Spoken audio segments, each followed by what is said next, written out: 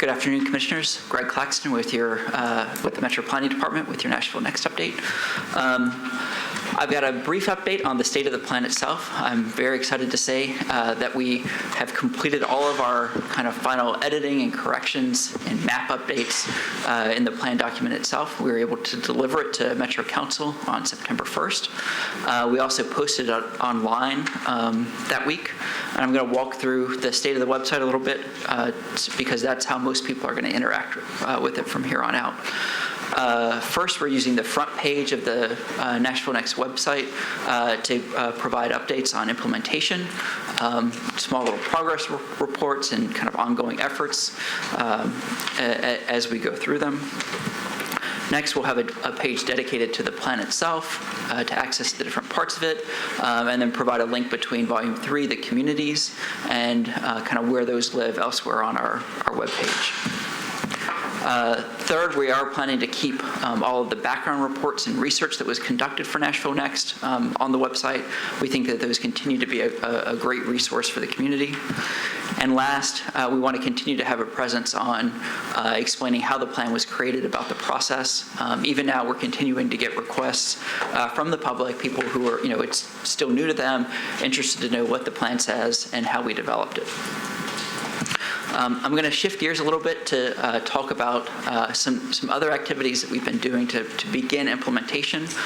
These are grants that we've begun pursuing. I want to be clear that these are all either applied for or in the application process. None of them have been awarded yet, but it gives you a little bit of a sense of how we're setting out to begin implementation. First is a project for improving health and livability in Antioch. This is something that we submitted over the summer with the health department in partnership with the Crossings Nashville Action Partnership to create a health and livability committee within that group and to expand that group's reach within the community down in Antioch. The idea would be to identify key health improvements so that we build on the investments that have already been made in that area. You'll recall that's a key part of our center strategy is tying together the things that Metro is already doing in a more cohesive and coordinated fashion. I would note that this is the area that we're talking about is a Tier 1 center, so we're kind of pursuing that part of the growth and preservation concept map. Next, a similar project to develop an urban magnet in South Nashville. This is a grant through the National Endowment for the Arts, a program called Our Town.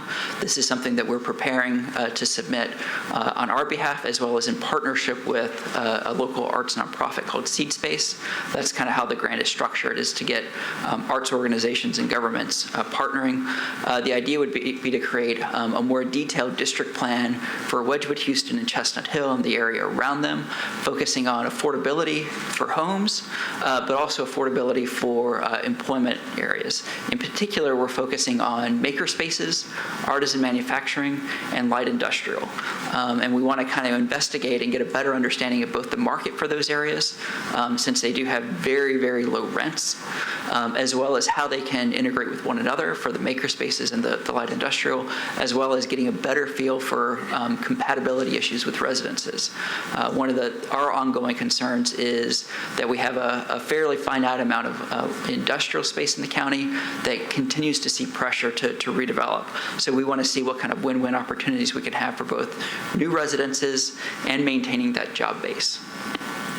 And again, this is part of a Tier 1 center. The next is a transportation alternatives grant through TDOT. Parks and Greenways is actually working on submitting this. It would extend the Greenway up to Opry Mills. One of the nice things about this is that under the rubric of NashvilleNext, with that kind of the plan as a framework, we were able to bring several different departments together to consider different projects for this grant. We talked through several different ones from different departments, and ultimately unanimously concluded that this Greenway connector was the best project for this grant at this time. So we kind of really had a nice moment of interdepartmental cooperation and discussion and looking through what everyone was working on at the time. Last, we have a proposed pedestrian promenade in Green Hills. This is something that actually comes out of the 2011 Green Hills Area Transportation Plan. There's a grant from the Project for Public Spaces that we think would be a good match for this. So we've begun working with some of the property owners along Bandywood and the Hill Center to discuss making this connection. Right now, that plan showed one particular connection, but we've identified 3 alternatives that we'd use kind of the grant period to work through. One of the nice things about this is that it's, obviously focused on creating a nice pedestrian amenity, but it also gives us kind of a low-key setting for talking through parking issues in Green Hills, and in particular, the shift from parking as something that is owned by each property owner to something that's more of a shared model, where different property owners, will figure out some mechanism for sharing their parking so that people can park once and walk around, and so that you don't have traffic trips getting out onto each street every time you need to go to a different store. That's just a little bit of what we've been working on, but it was something we hadn't gone into much with you, so we wanted to let you know about it. Thank you, and I'm happy to take questions. Any questions? Thank you.